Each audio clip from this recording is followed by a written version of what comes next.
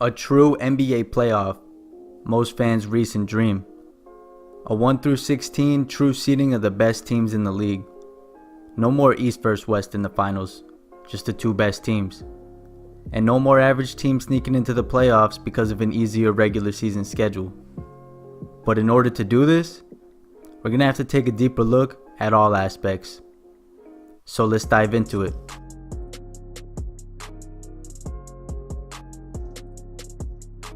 What's good, everyone? Real quick, don't forget to give the video a thumbs up if you enjoyed it, and do not be afraid to hit that subscribe button if you want to see more in the future. The two best teams record-wise have not squared off in the finals since 1998 when Jordan, you know the story.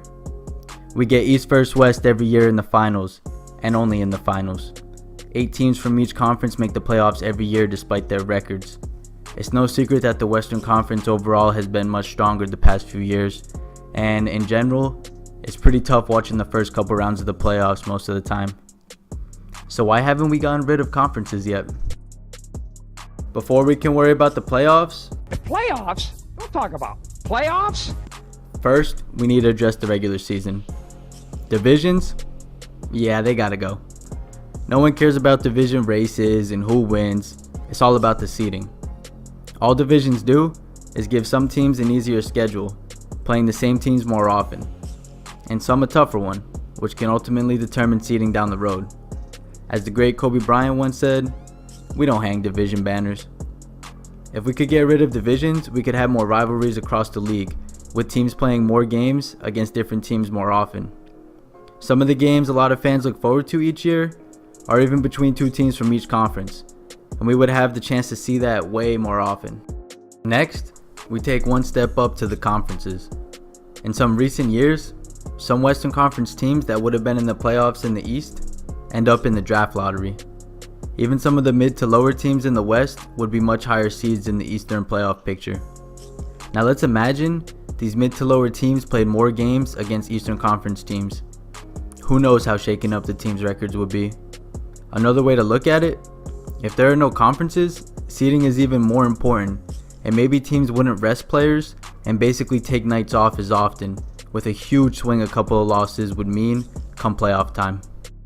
Now, for the playoffs. The East and Western Conference playoffs early rounds are extremely boring and lopsided at times. We even saw Kawhi this year really not look thrilled being forced to hold up the Eastern Conference Championship trophy. The past few seasons, the Warriors and Cavs were pretty much running through teams in their conference playoffs, and most fans already knew what teams are going to meet in the finals. Although the Cavs only won one finals, they pretty much steamrolled their way through the East every single year. But what if they had to play the Rockets those years in the playoffs instead of the Raptors, or something similar like that? Would they have still gone to the finals as often? Another aspect is thinking about the playoff push. Imagine how many teams would be fighting for those last few playoff spots. We have seen the way the Western Conference seeding has been insane down the stretch in recent years, with the win or loss moving you 4 seeds up or down. Now imagine there's 16 seeds. So many more teams will be fighting for a position and a spot in the playoffs, and it would really make the end of the NBA regular season so much more interesting. Well, all these ideas are great and all, and have been brought up time and time again, but we always get back to the same thing. What about all the travel? Now hear me out real quick. The travel is not an excuse. Now, assuming the NBA is smart about their schedule and minimize travel as much as possible while teams are still not in conferences, the NBA total travel would only increase by around 11% in the regular season. Now, if you think 11% is a lot, considering how much the NBA already travels, I can understand your thinking. That 11% increase in travel comes out to about 5,000 extra miles per team per season. But think about it. 5,000 extra miles is not as much as it sounds when it comes to flying. With the average speed of planes these days, those 5,000 miles equate to only 9 extra hours of flight time per team. 9 extra hours of flight time per team per season. That's literally nothing. In the playoffs, yeah, it would get a little more tricky, especially if there are many East Coast, West Coast matchups. But who says we can't go back to the 2-3-2 playoff series setup, where teams wouldn't have to travel as much as the current 2-2-1-1-1? If that doesn't help, what if we even cut off a couple games from the regular season? It's already been talked about in general the past few years. This would allow possibly a couple extra travel days in the playoffs. Now we can go on for hours on what ifs and what's gonna happen if this, but in reality, sadly, there's a few reasons why getting rid of the conferences will probably never happen.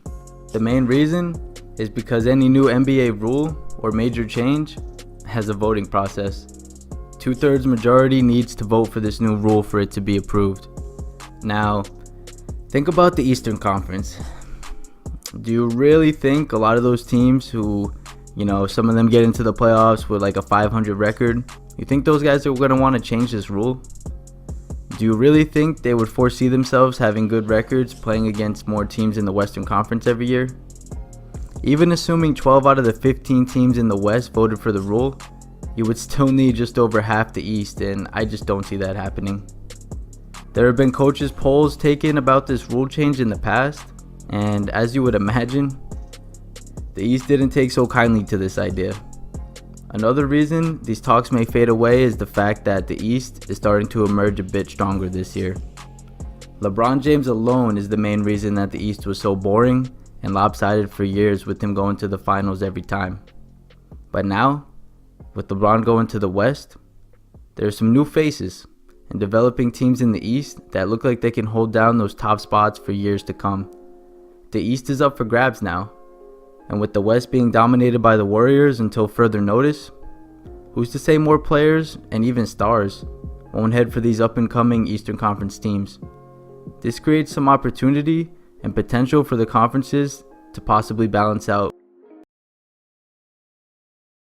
At the end of the day, none of us have a say in what happens, and ultimately as fans, we're just gonna have to sit back and hope we get what we want. Whatever that is for each of you, that's for you to decide. I hope you guys enjoyed this video. Let me know what your take is in the comment section below. And until next time,